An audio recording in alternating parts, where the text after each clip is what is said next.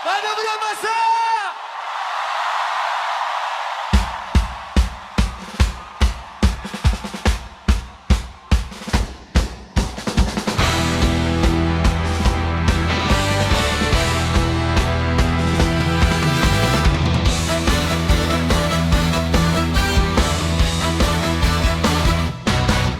Nagkagulo na sa Senado.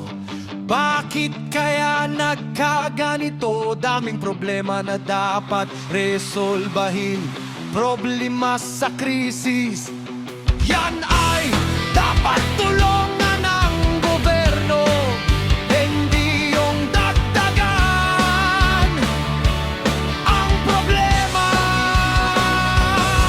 Ay nako, ang gulo na sa gobyerno. Mga Pilipino, bagong Pilipino, daming Pilipino, halos wala nang makain. Unay ng taong bayan, unay ng taong bayan, para maayos ang kanilang pangkabuhayan. Para maayos ang kanilang pangkabuhayan.